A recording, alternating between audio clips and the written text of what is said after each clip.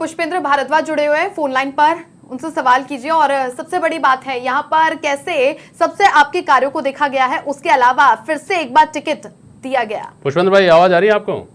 हाँ JP sir, बहुत बहुत बहुत बहुत बधाई आपको।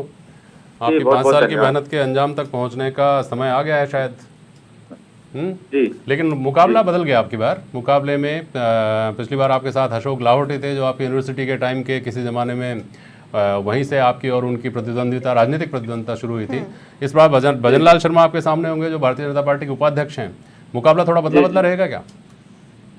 देखिए, मुकाबला जनता का, आम जनता का चुनाव है ये।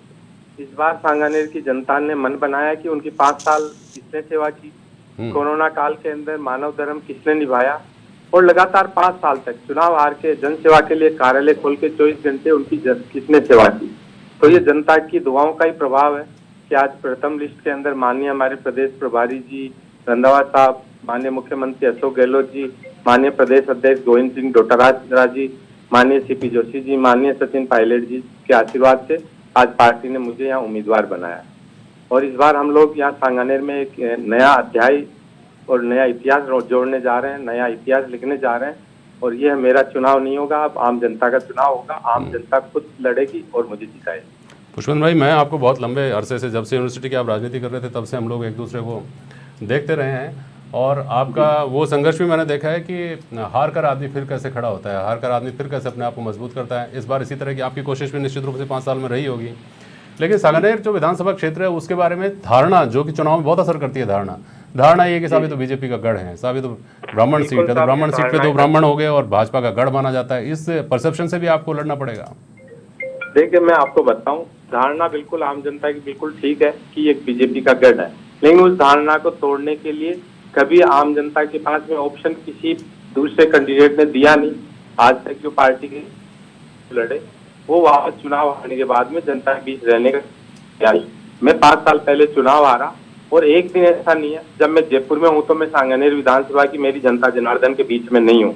और जनता को माननीय अशोक गहलोत जी के आशीर्वाद से जो उनके सपने होते थे, सांगानेर को 2 गवर्नमेंट कॉलेज, आयुर्वेद का college, satellite hospital, city park, Jaipur Chowpatty, Bisalpur की पानी की पाइप लाइनों की सौगात, चारों तरफ सड़कों का जाल, ऐसी ऐसी सुविधाएं सांगानेर को मैंने दिलवाने का काम किया, जो जनता पिछले 40 साल से तरस रही थी। उनकी सोच से ऊपर चीजें थी कि कुछ तो हो सांगानेर में। 18 इंग्लिश मीडियम के मॉडल स्कूल, इस बार जनता बदलाव चाहती है इस सांगानेर को बदलने के लिए। मेरे साथ सहयोगी है दिनेश कसाना। दिनेश कसाना भी कुछ पूछना चाह रहे हैं, बोलिए। पुष्पेंद्र जी, बधाई आपको सबसे पहले। लेकिन सवाल ये है कि आपने लगातार 5 साल मेहनत की और आपकी मेहनत का परिणाम है कि पार्टी ने फिर से भरोसा जताया है। लेकिन आपके सामने जब हमने ग्राउंड जीरो पर वहां पर पूरा फीडबैक लिया, तो उस वक्त ये निकलकर सामने आया था कि अशोक लाहोटी अगर दोबारा रिपीट होते हैं चेहरा, तो पुष्पेंद्र भारद्वाज को आसानी होगी। लेकिन नया चेहरा सामने आ गया, कितना चैलेंज रहेगा अब आपके सामने?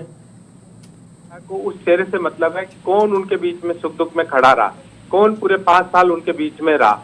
यहाँ पिछला चेहरा भी उन जनता के बीच में नहीं था, और वर्तमान में जो चेहरा है वो उसको जनता वैसे नहीं जानती है। इस बार जनता का चुनाव होगा, जनता की 24 घंटे सेवा करने वाला इस बार सांगानेर में इतिहास रचेगा। और वो इस सांगानेर की जनता को जनसेवक के रूप में आपका भाई बेटा पुष्पेंद्र भारद्वाज मिल चुका है। संघ से अशोक लाहोटी की जो दूरियां थी, या अशोक लाहोटी से संघ की जो बातें सामने आई, आपको लगता है कि अब संघ पूरी तरह से भजन लाल शर्मा के साथ लग जाएगा? देखिए, इस मामले में मैं कोई कमेंट नहीं करूंगा, वो उनका अंदरूनी मामला है। पार्टी ने उनके किसको उम्मीदवार बनाया, क्यों बनाया, क्या परिस्थितियां रही है। मैं तो इतना जानता हूं कि मैंने अगर जनता की ईमानदारी से, पूरी निष्ठा से चुनाव हार के पूरी 5 साल सेवा की है, तो मेरे को जनता पूरा आशीर्वाद देगी। चलिए, शुक्रिया पुष्पेंद्र भाई, आपको बहुत अब